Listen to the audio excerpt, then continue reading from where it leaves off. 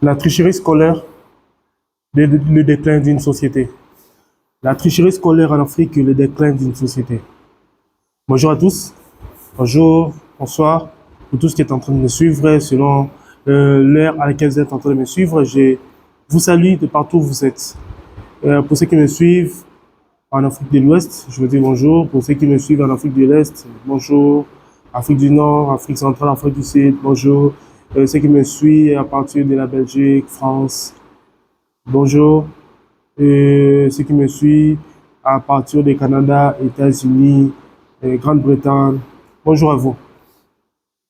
Aujourd'hui, nous allons aborder un thème très important pour le développement, un bon christianisme, une bonne moralité, une bonne mentalité plutôt. Et notre thème d'aujourd'hui, c'est la tricherie scolaire, le déclin d'une société. En fait, l'Afrique a beaucoup de cadres intellectuels. L'Afrique a beaucoup de cadres, des hauts cadres, des gens qui ont fini, des gens qui ont une maîtrise, ceux qui ont des doctorats, ceux qui ont une licence, un graduat, même beaucoup de diplômés en Afrique. Mais le grand problème de l'Afrique, c'est la tricherie scolaire, le déclin d'une société. Et pourquoi je parle de la tricherie scolaire? Nous savons tous que depuis un certain temps, en Afrique, il y a un grand problème, et ce problème, c'est le problème de l'éducation. C'est le problème de l'éducation. Et c'est un problème qui a même affecté l'Église aujourd'hui. L'Église était affectée par ces problèmes de l'Église en Afrique. Et il y a beaucoup de personnes qui sont entrées dans le ministère, mais dans leur passé, ils n'avaient pas une bonne éducation. Et au lieu de chercher à renouveler leur intelligence, comme la Bible nous demande dans Romains chapitre 12, le premier et le deuxième verset, de ne pas nous conformer au siècle présent, mais d'être plutôt transformés par le renouvellement de l'intelligence pour connaître ce qui est bon, agréable et parfait à Dieu. Mais le grand problème, c'est qu'il y a beaucoup de personnes qui sont entrées dans le ministère, mais avec ces passés et cette mentalité, une éducation qui n'a pas été bonne dès le bas âge, et c'est ça le déclin de la société actuellement. Et avant de commencer, toujours notre texte de base, dans Romains chapitre 12, le deuxième verset. Ne vous conformez pas à ce siècle présent, mais soyez plutôt transformés par le renouvellement de l'intelligence pour connaître ce qui est bon, agréable et parfait à Dieu. Et qu'est-ce qui est bon, qu'est-ce qui est agréable, qu'est-ce qui est parfait à Dieu? Commençons maintenant. Et depuis la colonisation, le monde est allé dans une autre phase où la société a tourné vers une autre phase. Et il y a beaucoup de choses. Il y a certains qui avancent, les autres qui sont en train de stagner, et d'autres sont en train de reculer.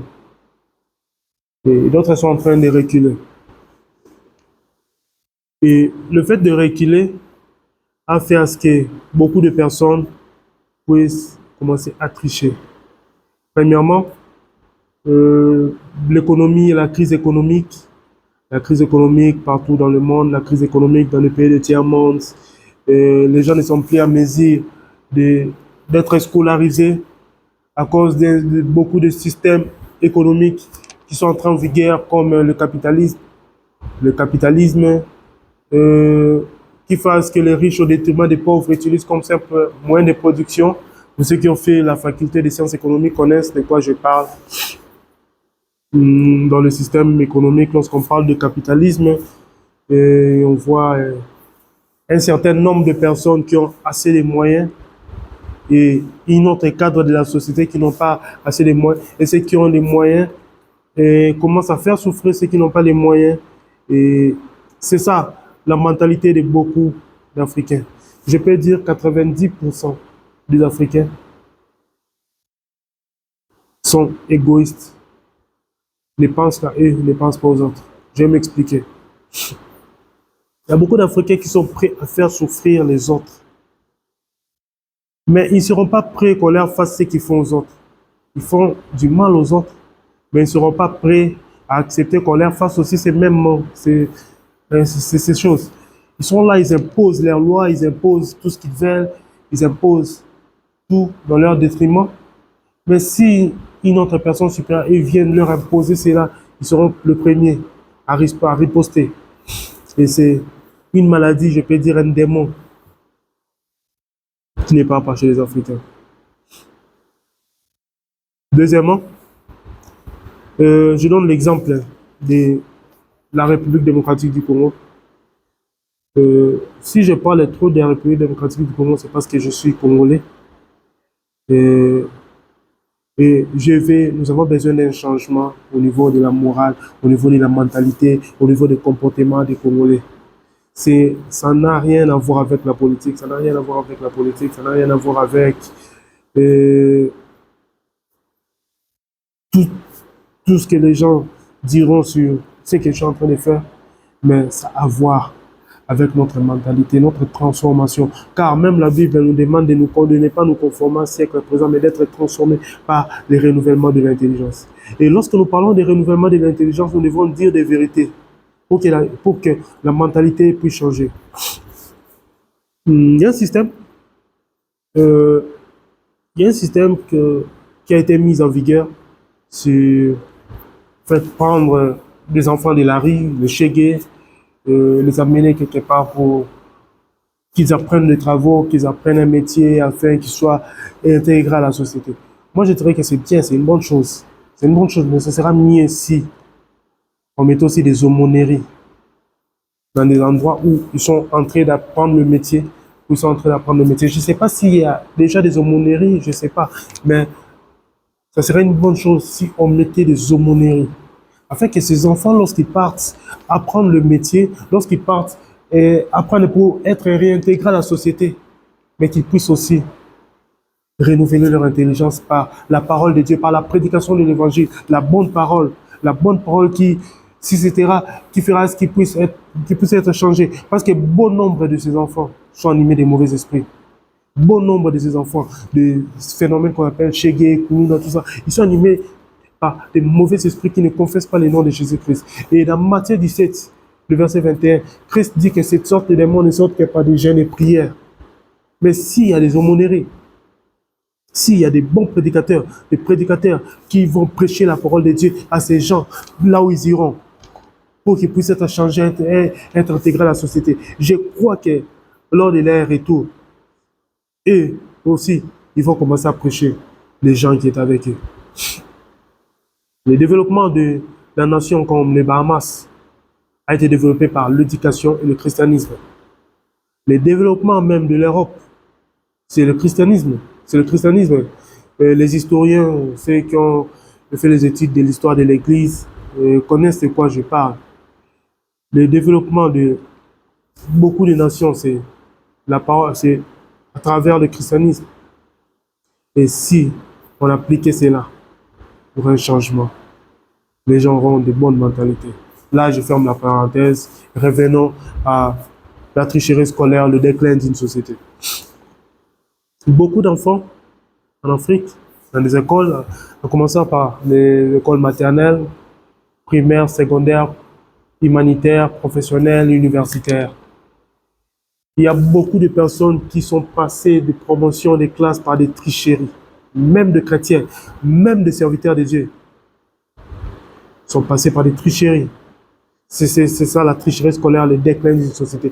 Et si nous commençons déjà à faire des tricheries, comment la société changera? Si déjà nos initiales sont mauvais, si déjà nos initiales, notre premier pas n'a pas été bon, et qu'est-ce que nous allons apporter à la société?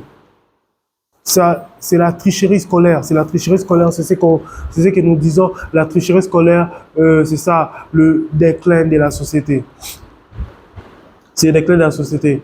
Et raison pour laquelle je suis en train de parler sur ces choses. Il faut que nous puissions changer. Il faut que nous puissions changer.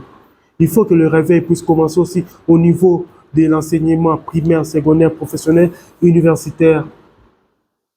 Et l'institut supérieur universitaire, l'enseignement supérieur universitaire, il faut qu'il puisse avoir un changement. Nous, je sais de quoi je parle. Personne ne va me contredire en disant que j'ai dit le truc. Non, je sais de quoi je parle.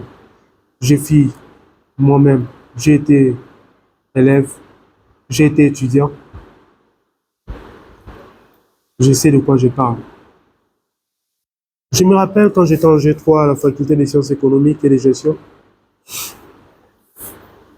Hmm, Quand j'étais en G3 à l'université Congo, euh, je me rappelle c'était l'examen des méthodes quantitatives de l'économie, la deuxième session. Et la, ce que j'avais prévu, ce que je suis en train de travailler, d'étudier avant l'examen, lors de l'examen, ce n'était pas arrivé. Et on nous avait séparés, j'étais au milieu. À côté de moi, il y avait deux personnes. Et moi, j'étais au milieu, il y avait des gens derrière moi. Lorsqu'on me donne la feuille, je regarde la feuille, c'était vraiment compliqué. C'était, je ne sais pas comment je peux dire, c'était pas bien. Et j'étais en train de me dire que cette fois-ci, je vais reprendre l'année. Tout est fini pour moi. Mais je regarde à ma gauche, c'était une fille, une étudiante, qui avait des foot de l'examen. Et cher assistant, c'est pas bien de donner des foot de l'examen aux étudiants. Nous savons de quoi vous êtes en train de vous faites, nous le savons, mais c'est pas bien. Je sais que Dieu fera grâce, vous allez changer, mais je ne crois pas que c'est tous les assistants qui sont comme ça. Il y a aussi des bons assistants, il y a des bons assistants, des assistants qui craignent Dieu dans les universités, il y a aussi des professeurs qui craignent Dieu dans les universités. Et coup de chapeau pour ce que vous êtes en train de faire, que Dieu vous bénisse. Et je continue en disant que j'étais là, et elle a sorti le foot, et il y avait une personne qui était à côté de moi aussi qui a fait sortir, et c'est presque la majorité avait les foot. Ils ont commencé à faire le copier-coller, copier-coller. Et il y a une personne qui me dit, je peux te donner? Je lui ai dit non, vous ne pouvez rien faire pour moi. Je lui ai dit ça. J'ai accepté d'échouer. Je l'ai accepté, mais j'ai échoué en étant un homme honnête. Et de passer les promotions. Euh, En étant lâche. Et aujourd'hui, aucune personne dira, oh, excusez-moi, nous sommes sur YouTube, je ne fais pas, bon, je peux quand même dire, aujourd'hui, aucune personne dira qui m'a donné des cotes, non, soit qui m'a donné des réponses à l'université ou à l'école primaire. Parce que j'ai été le genre de personne qui a accepté de reprendre. La tricherie scolaire était un déclin de la société. Et j'avais un chef de travaux qui nous sauvait, qui nous disait toujours que si tu triches aujourd'hui, oui, tu vas tricher, mais tu passeras toute ta vie à tricher. Tu finiras, tu iras à l'université et tu finiras, tu vas commencer une carrière professionnelle, tu vas encore tricher, tu vas t'émailler, tu vas tricher. C'est ça le déclin de la société. C'est ça le déclin de la société. Mais si nous pratiquons ce que la parole de Dieu nous dit dans Romains chapitre 12, le verset 2, ou même à partir du premier verset, qui nous demande d'offrir nos corps comme un sacrifice vivant, parfait, agréable à Dieu.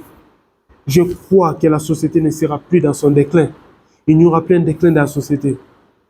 La société africaine est dans le déclin à cause de la tricherie. À cause de la tricherie. Nous avons des gens qui ont fini l'université par des corruptions, par des tricheries, ils ont jeté des diplômes. Oui, nous le savons. Et c'est ce qui a détruit la morale de la nation ou de tout un peuple. De tout un peuple. Sans morale. Nous sommes là, nous pensons qu'à l'argent. Nous pensons qu'à la danse. Nous pensons qu'à la sape. Nous pensons qu'à la notoriété. Mais est-ce que nous pensons à nos descendants? Nous pensons de quoi sera notre pays demain, après notre départ. Est-ce que nous pensons à ça? Si nous ne voyons que le présent, nous ne voyons que nous ne voyons pas les autres, rien ne changera. Rien ne changera. Cher pasteur, c'est vrai, prêcher le mariage, prêcher le quotidien, prêcher le leadership, prêcher, je sais pas quoi, c'est pas mauvais, c'est bien, prêcher le mariage, c'est pas mauvais. Mais il faut prêcher Christ dans sa totalité. Lorsque nous parlons de Christ dans sa totalité, il y a même le renouvellement de l'intelligence. le renouvellement de l'intelligence, l'éducation civique et morale. La morale va de pair avec la parole de Dieu. La morale va de pair avec la Bible. Lorsqu'on parle de l'éthique de Dieu, c'est la mentalité dont Dieu veut que nous puissions nous comporter. Dieu veut que nous puissions nous comporter. C'est de cette manière que lorsque nous parlons de l'éthique de Dieu, c'est de cette manière. La tricherie scolaire est un déclin de la société. C'est vraiment un déclin de la société. C'est un déclin. On commence à tricher partout. Et vous verrez les jeunes filles de 12, 13, 14 ans qui ont déjà des enfants. Vous verrez les jeunes garçons qui font de n'importe quoi. Mais est-ce que vous êtes prêts à assumer? Tout ça, c'est une corruption de la société. C'est une corruption de la société. Mais est-ce que nous parlons de ça? Est-ce que nous parlons de ça? C'est une corruption. Même les hommes de Dieu. Moi, je n'ai jamais été contre les hommes de Dieu. Mais essayez de parler de Christ dans sa totalité. Et que les gens puissent voir Christ à travers vos comportements. À travers vos comportements. Il faut que les gens puissent voir Christ à travers vos comportements. La société est dans le déclin. Mais il faut que les choses changent. Il faut que les choses changent. Et moi, je crois, j'ai l'assurance qu'un jour, tout changera. Tout ira mieux. Je le crois parfaitement. Mais il faut d'abord que nous puissions prendre conscience. Il faut que nous puissions prendre conscience. La société est dans le déclin. Il y a un pasteur qui a dit, là où la famille a échoué, l'école doit faire son travail. Là où l'école a échoué, la société doit faire son travail. Là où la société a échoué, l'église doit faire son travail. Mais là où l'église a échoué, qui fera encore son travail? Le Saint-Esprit doit faire le travail. Le Saint-Esprit doit faire le travail. Il suffit que nous puissions dépendre du Saint-Esprit dans sa totalité. Que nous ne puissions pas seulement nous focaliser aux dons, mais aux fruits. Les fruits de l'Esprit, c'est l'amour. Lorsque nous connaissons l'amour, Christ est amour. Lorsque nous connaissons l'amour, lorsque nous étudions la vie de Christ, Christ pardonne. Et lorsque nous mettons en pratique la vie de Christ, lorsque nous mettons en pratique l'amour qui est Christ, la société changera. La société changera. Le fait, pasteur Jacques-André Vernon disait toujours qu'une société sans morale est une société qui disparaîtra, qui va disparaître. Et la culture est en train de disparaître. Nous sommes dans une phase où même l'Église, on commence à appliquer certaines lois qui nous ont été imposées. Pourquoi? Parce que certaines personnes, une catégorie de personnes ont de l'argent, qui sont prêts à financer n'importe quoi. Et tellement que l'Africain aime toujours recevoir, recevoir, recevoir. Un jour, on parlera de papa, papa, maman, maman, homme, homme, femme, femme. On parlera de ça. Mais il faut que nous puissions nous lever pour dire non à ces fléaux. Il faut que nous puissions nous lever pour dire non à ces fléaux. Il faut que le chrétien puisse avoir des moyens pour influencer. Pour influencer. Je suis pour ceux qui disent et diront non à ces systèmes de papa, papa, maman, maman, homme, homme, femme, femme. Je suis contre ces choses. Alors, il suffit que nous puissions prendre nos responsabilités en main. Le bishop David Oyedepo dit toujours que si tu ne prends pas tes responsabilités aujourd'hui, tu finiras comme une charge. Et si tu ne prends pas Jésus-Christ au sérieux aujourd'hui, tu prendras Satan demain au sérieux. Il est temps que nous puissions prendre Jésus-Christ au sérieux aujourd'hui. Il est temps. Il est temps. Chers éducateurs, pères éducateurs, chers éducateurs, chers prophètes des écoles, chers frères des écoles chrétiennes, il est temps d'inculquer la morale, l'éthique de Dieu, les 10 commandements, l'amour de Christ dans nos enfants, dans la scolarisation, partout, il est temps. Chaque école doit avoir une aumônerie, les cours de religion, les cours de morale, l'éducation civique, civisme, ECP, SM, que sais-je encore. Ces cours doivent être mis à jour avec la parole de Dieu. Avec la parole de Dieu sur l'éthique. Ces cours doivent avoir une mise à jour. Je crois que c'est Susan Hertz qui a écrit un livre, un merveilleux livre sur le développement transformationnel de l'Église. C'est un très bon livre. Je me dis que si tout père éducateur avait ces livres, le développement transformationnel de l'Église, si tout père éducateur avait ces livres, si tout père éducateur avait ces livres, mais les choses changeront. Les choses changeront. Les choses changeront. Si tout père éducateur avait ces livres, les choses changeront. Les choses changeront si tout père éducateur avait ces livres, le développement transformationnel de l'Église. Ces livres. Myriam Smith et Susan Hort, si tout le monde avait ces livres, mais les choses changeront. Il est temps que nous puissions mettre en pratique, car c'est l'avenir de toute une culture, l'avenir de toute une société. C'est l'avenir. Alors que Dieu vous bénisse, vous tous qui m'avez suivi. J'aimerais prier pour toi, toi qui n'as pas encore donné ta vie au Seigneur Jésus-Christ, ou soit toi qui as besoin de renouveler ton intelligence. Vous pourrez me suivre après cette prière en disant: Seigneur Jésus-Christ, j'ai entendu ta parole. Deviens le Seigneur de ma vie, le Sauveur de ma vie.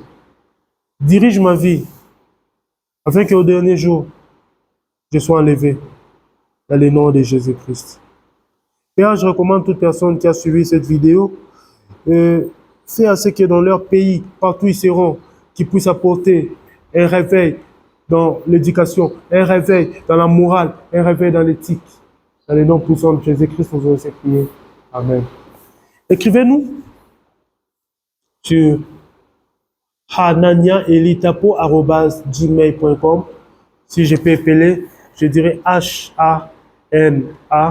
HANANIA Elitapo, en un mot, @gmail.com, les toits minuscules. Ou soit écrivez-nous sur WhatsApp au plus 243 81 28 72 747. Plus 243 81 28 72 747. Merci à tous mes abonnés, merci à vous qui avez liké la vidéo. Merci, que Dieu vous bénisse. La suite au prochain numéro.